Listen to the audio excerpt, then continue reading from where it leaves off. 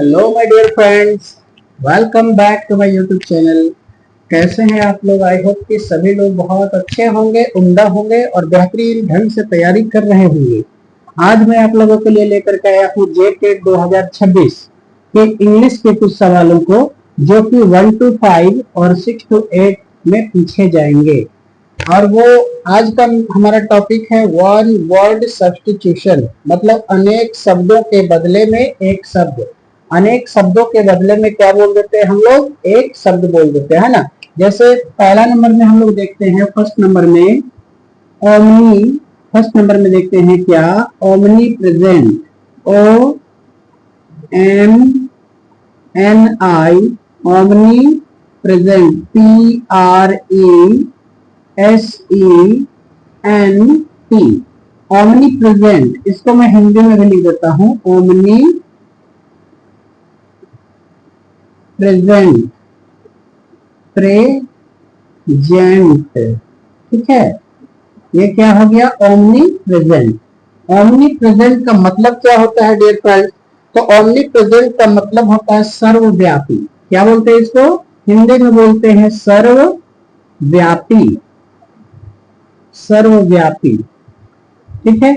अब ये omni present है। क्या है? Omni present. Omni, OMNI, omni और प्रेजेंट। ओमनी प्रेजेंट मतलब सर्वव्यापी, यानी इसको बोलेंगे जो हर जगह उपस्थित हो। क्या बोलते हैं इसको? जो, हिंदी में देखिए, जो हर जगह, जो हर जगह, है ना, उपस्थित हो, प्रेजेंट हो, है ना। प्रेजेंट मतलब उपस्थित, जो हर जगह क्या हो? उपस्थित हो, है ना। तो वन, क्या बोल सकते हैं इसको हम लोग? One who is present everywhere.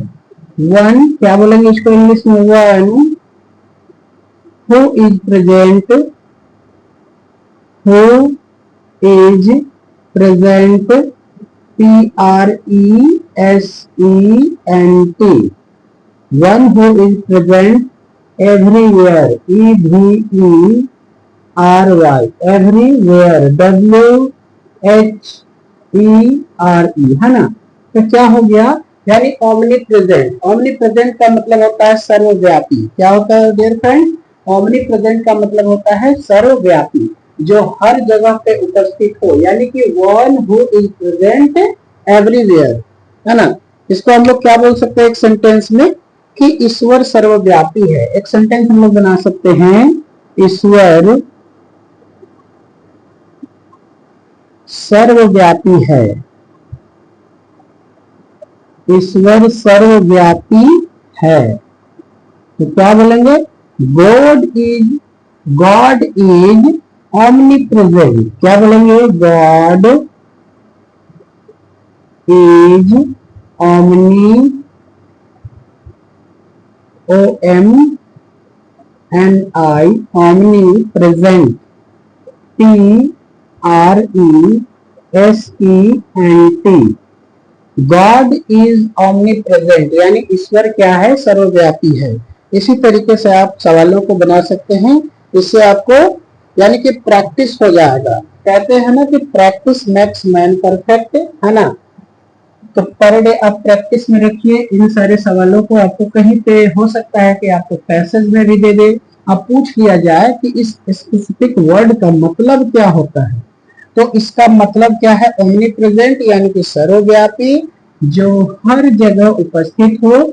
उसको क्या बोलते हैं? One who is present everywhere. ठीक है, हर एक जगह पे वो उपस्थित होते हैं, कोई हो चाहे ना हो। गॉड तो हर जगह पे प्रेजेंट होते हैं। तो क्या एक सेंटेंस मैंने बनाया? ईश्वर सर्वव्यापी है, God is omni present. Okay, next next सवाल है ओमनी पोटेंट। सेकेंड नंबर में क्या है? Omni, OMNI, omni potent, POTENT, omni potent. इसको लिख देंगे ओमनी पोटेंट। ठीक है, क्या बोलेंगे? ओमनी पोटेंट, है ना। तो ये क्या है हमारा ओमनीपोटेंट, यानी कि जो सर्वशक्तिमान हो। इसका मतलब क्या होता है ओमनीपोटेंट, यानी सर्वशक्तिमान, सर्वशक्तिमान, सर्वशक्तिमान। अब भाई सर्वशक्तिमान कौन हो सकता है, तो सर्वशक्तिमान यानी कि हु इज ऑल पावरफुल, यानी कि जो सर्वशक्तिशाली हो। इसको हम लोग क्या बोल सकते हैं कि जो सर्वशक्तिशाली हो। आप लोगों के हेल्पफुल के लिए मैं क्या कर रहा हूं, आप लोगों को हेल्पफुल लगे ये, इसके लिए मैं एक सेंटेंस भी बना देता हूं, यानी कि जो सर्वशक्तिशाली हो। यहां पे मैं हिंदी में लिख देता हूं, जो सर्वशक्तिशाली, जो सर्वशक्तिशाली हो, ठीक है। तो वन हो, क्या बोलेंगे, one who is all powerful, POWER, power FUL, one who is all powerful. अब इसको हम लोग क्या बोल सकते हैं, ईश्वर सर्वशक्तिमान है, तो गॉड इज ऑमनीपोटेंट। क्या बोलेंगे, ईश्वर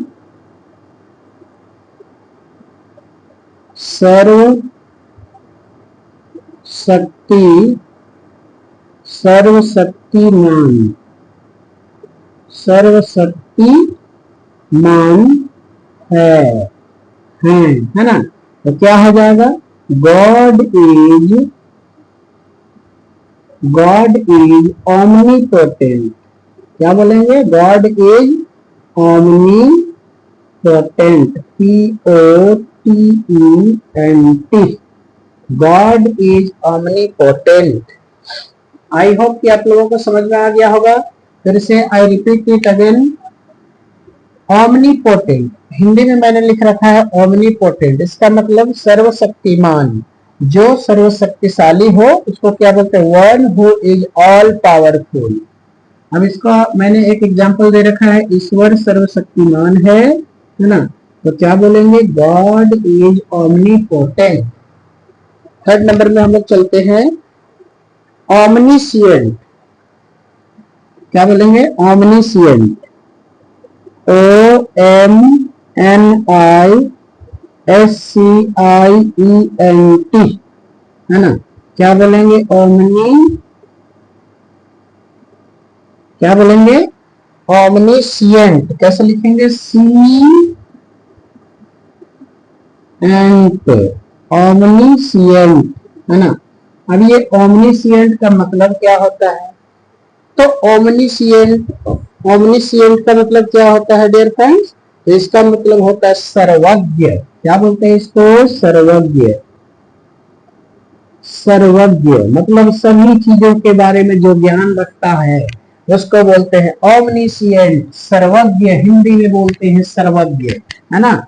तो इसको हम लोग हिंदी में अगर हम लोग इसका कुछ समझने के लिए लिखना चाहें, तो जो सब कुछ जानता हूं। क्या बोलेंगे, जो सब कुछ, जो सब कुछ जानता हो, जानता हो। क्या, जो सब कुछ जानता हो, तो वन हु नोज एवरीथिंग। क्या बोलेंगे, one who knows, one who knows everything,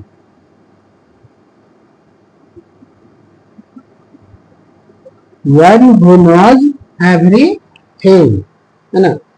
अब इसी को हम लोग बोल सकते हैं सर्वज्ञ व्यक्ति बहुत सी बातें जानता है।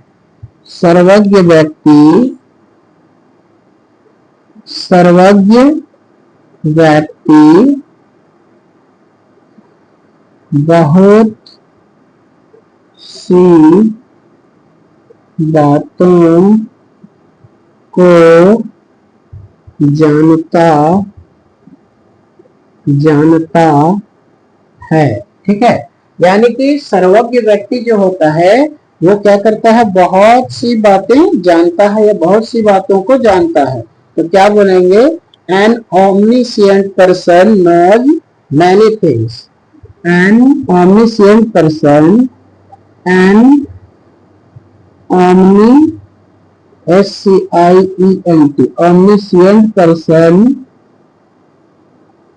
an omniscient person knows, an omniscient person knows many things. Many things, THINGS, many things. तो डियर फ्रेंड्स, जल्दी से इन सवालों को आप लोग बना लेंगे और धीरे धीरे करके हम लोग बढ़ते चलेंगे। आज आप लोगों को लगेगा कि ये वीडियो मैं देख रहा हूँ, इतना कुछ सीख रहा हूँ, और धीरे धीरे करके आप इस चीज को सीखते ही चले जाएंगे। टेंशन ना लें, हमेशा जो है प्रैक्टिस करते रहें, वोकैब को भी बढ़ाते रहें। तो डियर फ्रेंड्स, हमारा फोर्थ वन वर्ड सब्स्टिट्यूशन का वर्ड है, वो क्या है? एंथोलॉजी। एंथोलॉजी में हम लोग क्या करते हैं? पोएम्स को पढ़ते हैं, कविताओं का संग्रह को, कलेक्शन ऑफ पोएम्स को पढ़ते हैं। क्या पढ़ते हैं? कलेक्शन ऑफ पोएम्स को हम लोग पढ़ते हैं। तो डियर फ्रेंड्स, कविताओं का संग्रह को कहते हैं, क्या बोलते हैं? कविताओं का संग्रह, कविताओं का संग्रह। तो क्या बोलेंगे? कलेक्शन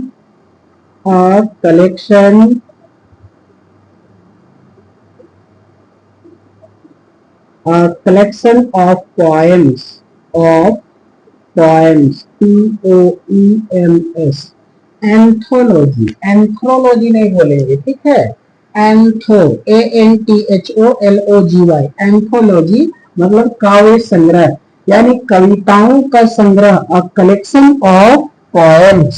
क्या बोलेंगे? अ कलेक्शन ऑफ पोएम्स, यानी मैंने कविताओं का काव्य संग्रह खरीदा। क्या बोल सकते हैं यहाँ पे? मैंने कविताओं का, मैंने क्या किया है? तो मैंने कविताओं का काव्य संग्रह, क्या है ये? काव्य। मैंने कविताओं का काव्य संग्रह खरीदा। अब डियर फ्रेंड्स, यहाँ पे देखते चलेंगे। मैंने एक सेंटेंस सोचा, मैंने कविताओं का काव्य संग्रह खरीदा। तो आई सबसे पहले क्या होगा? सब्जेक्ट में आई, उसके बाद खरीदा, यानी पास्ट इंडेफिनिट टेंस होता है आई बाउट, BOUGHT। क्यों? क्योंकि खरीदा पास्ट इंडेफिनिट टेंस है। पास्ट टेंस में हमारा वर्ब बाई का सेकेंड फॉर्म होता है बॉट, थर्ड फॉर्म भी होता है बॉट, फोर्थ फॉर्म होता है बाई, और फिफ्थ फॉर्म होता है बाई, है ना? तो बाई, बॉट, बाई, बाई। तो आई बॉट एंड, क्या बोलेंगे? मैंने खरीदा है ना, तो क्या बोलेंगे इसको? आई बॉट, यानी मैंने खरीदा। क्या चीज खरीदा? तो I bought an anthology, I bought an anthology, anthology,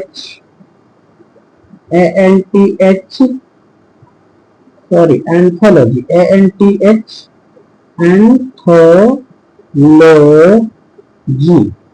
I bought, क्या बोलेंगे? I bought an anthology of, क्या लगा देंगे? वाई को थोड़ा अच्छे से, एंथोलॉजी ऑफ पोएम्स, पोएम्स, ठीक है? पोएम्स। तो क्या हो गया?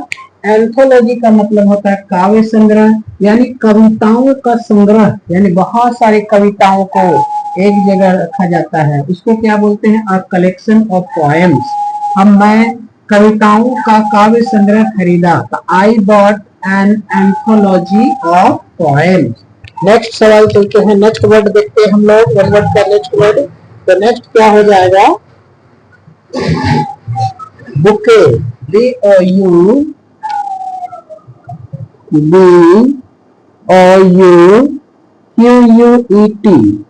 इसको बुके पढ़ते हैं, बुकेट मत पढ़िएगा, है ना, बुके।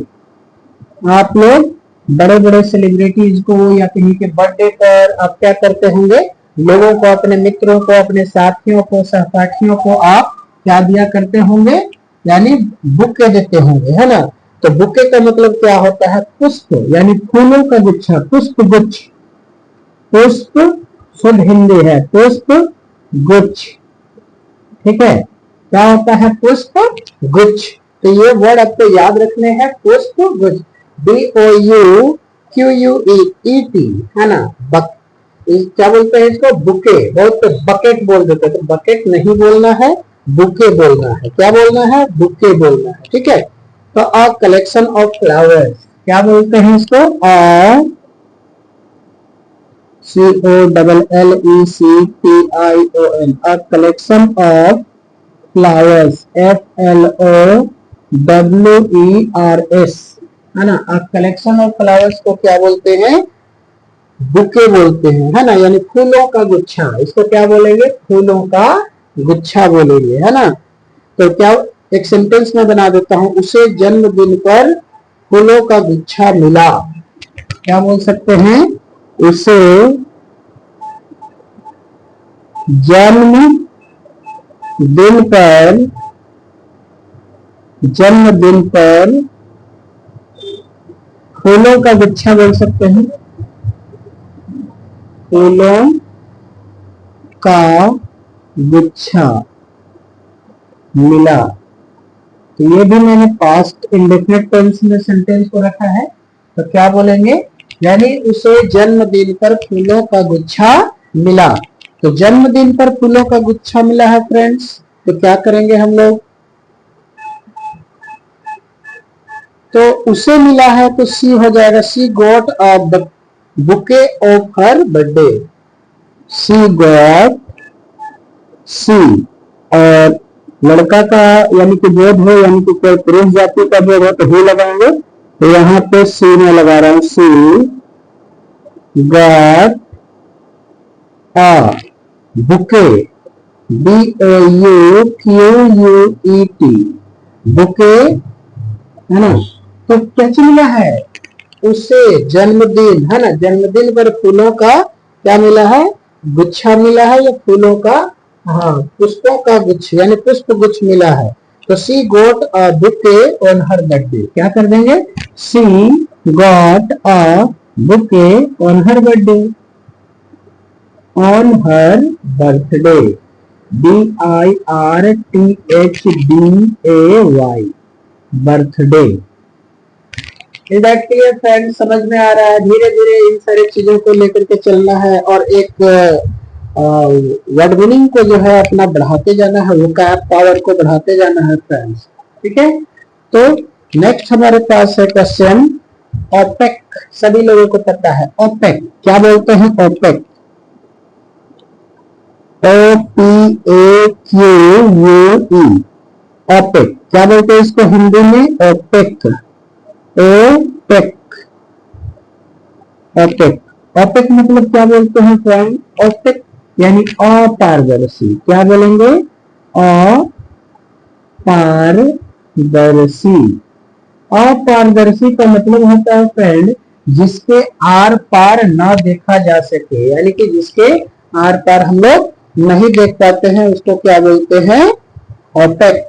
ऐसे एक होता है हमारा क्या, ट्रांसलूसेंट।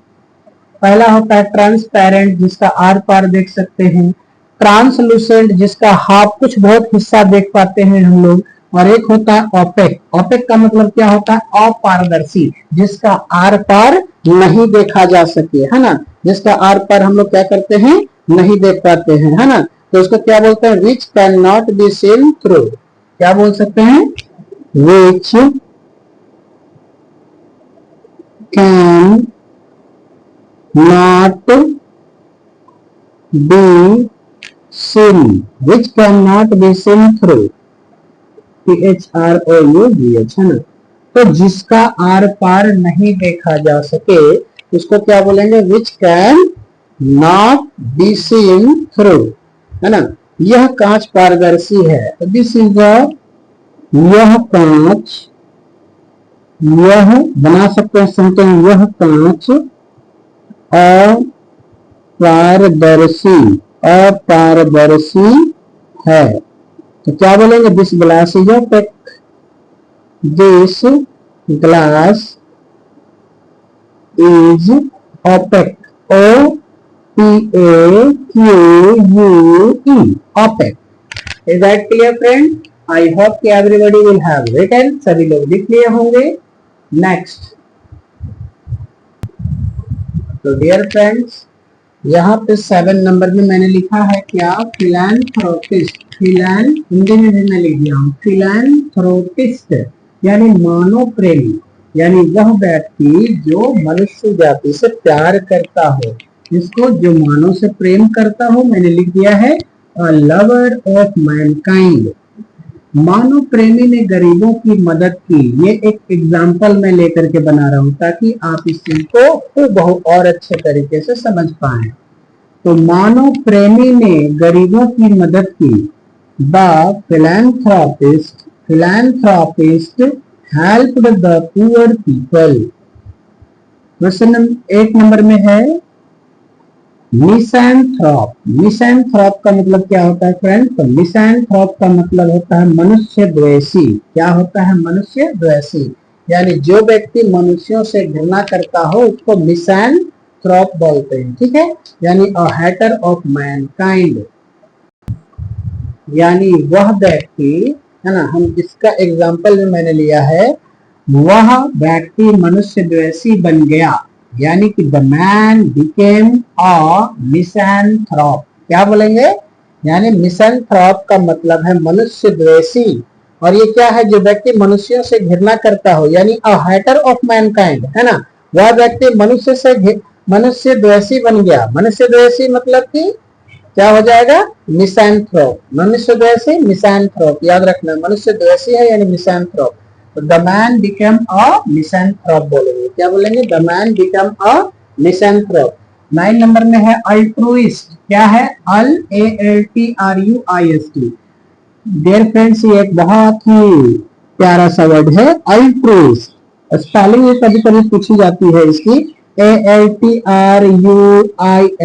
अल्ट्रुइस्ट मतलब परोपकारी, यानी जो दूसरों की भलाई करता हो, यानी अ लवर ऑफ अदर्स, है ना। एक एग्जाम्पल मैंने दिया है, एक परोपकारी व्यक्ति हमेशा दूसरों की मदद करता है, तो क्या बोलेंगे? An altruist always helps others, यानी दूसरों की भलाई करने वाला, है ना, उसको क्या बोलते हैं? अल्ट्रुइस्ट। तो फ्रेंड्स, नेक्स्ट चलते हैं 10 नंबर। 10 नंबर में क्या है? 10 नंबर में हैंगर। हैंगर का मतलब होता है विमानशाला। क्या होता है फ्रेंड्स? विमानशाला, यानी विमान रखने का स्थान, जहां पे विमानों को रखा जाता है, एरोप्लेन्स को रखा जाता है। तो क्या इसको बोलते हैं? A place for housing aeroplanes, है ना, यानी विमान को रखने का स्थान को a place for housing aeroplanes बोलते हैं। यानी विमान को विमानशाला में रखा गया, तो इसको क्या बोलेंगे friend? The plane is kept. याद रखिएगा फ्रेंड, एग्जाम के समय आपके माइंड में क्लिक होना चाहिए। The plane is kept in the hangar, यानी विमान को विमानशाला में रखा गया। नेक्स्ट है फ्रेंड, बहुत ही प्यारा सा वर्ड है। क्या है? क्रेच। बहुत सारे लोग इसका प्रोनाउंसिएशन अलग अलग करते हैं, लेकिन आपको इसको अच्छे से प्रोनाउंस करना है। और वो क्या है? Creche, CRECHE, creche. क्रेच का मतलब होता है शिशु गृह। यहाँ पे वह, यानी कि बोलेंगे वह स्थान जहाँ बच्चों की देखभाल की जाती है। इसको इंग्लिश में बोलेंगे a nursery where children are cared for. Okay, cared for. Okay, next है 12 नंबर में फ्रेंड्स, डॉर्मिटरी। क्या है? Dormitory, DORMITORY। डॉर्मिटरी क्या होता है फ्रेंड्स? तो इसको शयनशाला बोलते हैं, यानी सोने का कमरा या छात्रावास। इसको क्या बोलते हैं? स्लीपिंग रूम्स इन अ कॉलेज और इंस्टीट्यूशन। ठीक है, तो इसका एग्जांपल मैं एक लिया हूं फ्रेंड, तो वो क्या है? छात्र शयनशाला में सोते हैं, यानी students sleep in the dormitory. तो इसका अर्थ समझ में आ गया फ्रेंड? डॉर्मेट्री, डॉर्मेट्री मतलब होता है शयनशाला, शयनशाला जहाँ पे यानी स्टूडेंट्स क्या करते हैं अपने कॉलेज लाइफ में, छात्रावास वगैरह में सोया करते हैं, स्कूल्स में, ट्यूशन इंस्टीट्यूशंस में सोया करते हैं, तो उसको बोलते हैं डॉर्मेट्री, है ना। अब क्रेच, क्रेच का मतलब फ्रेंड समझ में आ गया है कि क्या, यानी कि nursery where children are cared for, है ना। केयर्ड फॉर मतलब कि जहाँ पे बच्चों की देखभाल की जाती है। और ये क्या था फ्रेंड? तो हैंगर, हैंगर बोलते हैं जहाँ पे बड़े बड़े विमानों को रखा जाता है एक जगह पे, तो उसको बोलते हैं फ्रेंड। डियर फ्रेंड्स, आप लोगों को लग रहा होगा कि ये जेटेट में आएगा, एकदम वेरी वेरी इंपॉर्टेंट है फ्रेंड्स, आप उसको करके जाएं, क्योंकि इसके साथ साथ आपका वर्ड मीनिंग भी होता रहेगा, आपका सेंटेंस फ्रेम भी होता रहेगा। ठीक है, 13 नंबर है कॉस्मोपॉलिटन। कॉस्मोपॉलिटन यानी कि कॉस्मोपॉलिटन का मतलब क्या होता है फ्रेंड? तो विश्व नागरिक, यानी पूरे, जो पूरे विश्व को अपना देश मानता होगा, है ना, जो पूरे यानी विश्व को यानी पूरे होल वर्ल्ड को क्या मानता होगा? अपना देश मानता है। यानी a person who regards the whole world as his country, है ना, वह एक विश्व नागरिक व्यक्ति है। क्या बोलेंगे? He is a cosmopolitan person. He is a cosmopolitan person. तो फ्रेंड्स, कॉस्मोपॉलिटन का मतलब क्या हो गया? विश्व नागरिक, यानी a person who regards the whole world as his country.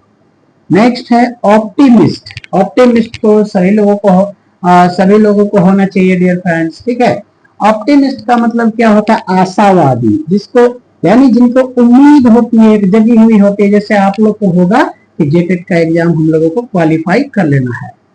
Dear friends, देखिए मैं ये बता दूं कि जेटेट का पेडागोजी हो या फिर पेडागोजी हो यानी कि आपका बाल विकास का हो यानी सीडीपी हो, या फिर आपका मैथ्स हो, हिंदी हो, इंग्लिश हो, एसएसटी हो, है ना, सभी का मैं सवालों को लेकर के आऊंगा। आपको इसके कोई भी चार्जेस नहीं लगेंगे, आप अच्छे से इसको देख सकते हैं और सीख सकते हैं। ऑप्टिमिस्ट का मतलब होता है आशावादी, जो हर बात का अच्छा पक्ष देखता हूँ। मतलब कुछ भी आप उसको नेगेटिव भी बोल दीजिए ना, तो उसके बारे में सोचेगा कि भाई ये मुझे बता रहा है, वो क्या कर रहा है, पॉजिटिव, मतलब कि ये मुझे ही आगे बढ़ाने का प्रयास कर रहा है। अगर गलत भी बोले ना, तो उसका पॉजिटिव में बातों को यानी कि सोचने वाला व्यक्ति। अ person who looks at the bright side, यानी आशावादी व्यक्ति, इसको क्या बोलेंगे एक सेंटेंस में? आशावादी व्यक्ति कभी उम्मीद नहीं खोता। तो क्या बोलेंगे? An optimist never loss hope. Clear है फ्रेंड? चलिए, ये आज का लास्ट सवाल है फ्रेंड, पैसिमिस्ट। पैसिमिस्ट मतलब क्या होता है? निराशावादी। निराशावादी का मतलब क्या होता है? अ person who looks at the dark side. क्या बोलेंगे? अ person who looks, a person who looks at the dark side, dark side, a person who looks at the dark side, यानी कि कुछ ऐसे भी व्यक्ति होते हैं फ्रेंड्स, यानी जिसको पैसिमिस्ट हम लोग कहते हैं। कुछ भी अब उनको पॉजिटिव भी बोलेंगे ना, तो उसमें उनका क्या झलकता है? एक निराशावादी सॉरी फ्रेंड, निराशावादी झलकता है, यानी कि उसका गलत ही मतलब निकाल लेते हैं। यानी निराशा बोल सकते हैं एक सेंटेंस में कि निराशावादी व्यक्ति असफलता से डरता है। क्या बोल सकते हैं? निराशावादी, निराशावादी व्यक्ति असफलता से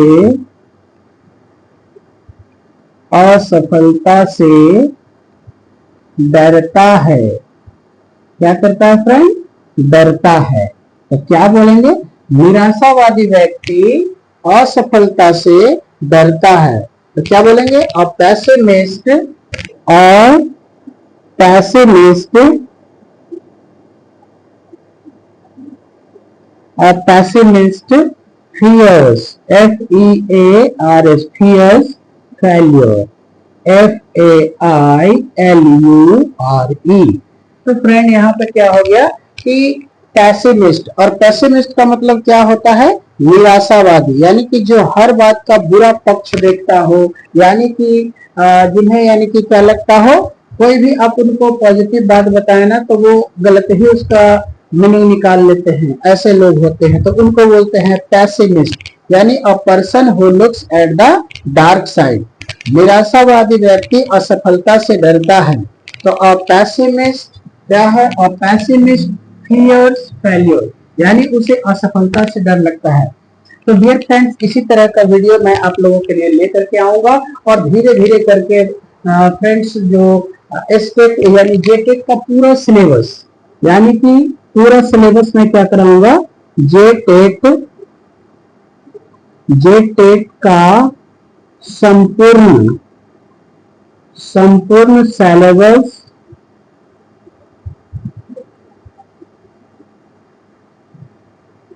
सिलेबस कराऊंगा फ्रेंड, ठीक है। तो कोई दिक्कत नहीं है, धीरे धीरे करके, चाहे वो साइंस वाले हों, चाहे वो हिंदी वाले हों, है ना, सॉरी साइंस वाले लोगों के लिए फ्रेंड्स मैं अभी समय नहीं दे पाऊंगा। अभी जो है हमारे पास इंग्लिश का चलेगा, हिंदी का चलेगा, हमारा क्षेत्रीय भाषा नागपुरी का चलेगा, और एसएसटी पेपर है तो एसएसटी के लिए चलेगा। और जो इंग्लिश यानी कि लैंग्वेज वाले लोग हैं, उन लोगों के लिए भी इंग्लिश की क्लास होगी फ्रेंड। तो don't worry, be happy, always be happy and keep on studying, है ना। तैयारी करते रहिए, आपको सफलता अवश्य ही मिलेगी। तब तक के लिए जय हिंद, जय झारखंड दोस्तों।